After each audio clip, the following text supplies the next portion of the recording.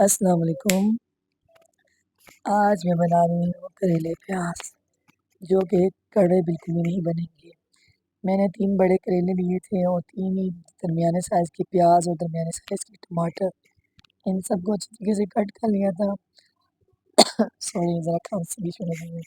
साथ ही जो है ना मैंने इसमें करेलों को डीप फ्राई कर लिया, हल्का सा गोल्डन कलर आने तक। जब ये गोल्डन से हो जाए फिर उसके बाद इसको निकाल लें।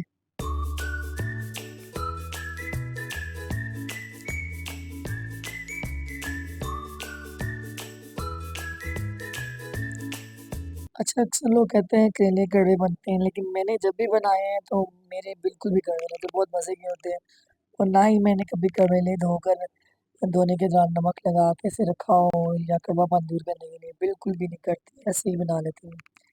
चलिए जी, अभी मैं इसको प्याज को जो है ना थोड़ा सा नरम करूँगी ऑयल में।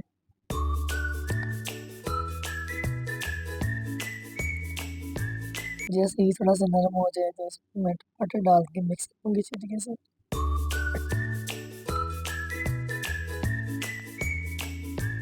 साथ ही इसमें जो है ना नमक मिर्च बिल्कुल हल्की सी डालूँगी, अपने हिसाब से आप डालें।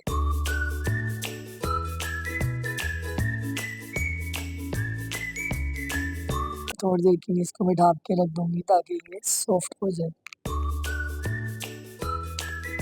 चलिए जी, ये बिल्कुल सॉफ्ट हो गया। अब ये इसमें हम करेले ऐड करेंगे, इनको अच्छी तरीके से मिक्स करेंगे और सब्ज़ मिर्च डाल के इसको दम पे रख देंगे।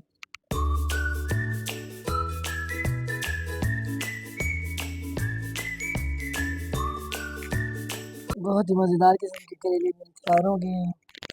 तो करेले खा के एंजॉय करें, साथ-साथ जो है ना खाने के बाद भी मज़ा लेते हैं हम तरबूज खाने का। बहुत ही मज़ेदार किस्म का तरबूज था, तो मैंने कहा चलो आपको ये साथ-साथ बता दीजिए जो लोग करेले नहीं खाते, वो कड़वे लगते हैं। वैसे तो वो कड़वे होते नहीं हैं जैसे मैंने बनाए हैं। आप ऐसे बनाएँ इंशाल्लाह कड़वे नहीं लगेंगे। साथ ही आप तरबूज खा लें। वीडियो पसंद आई लाइक, सब्सक्राइब और शेयर ज़रूर कीजिए।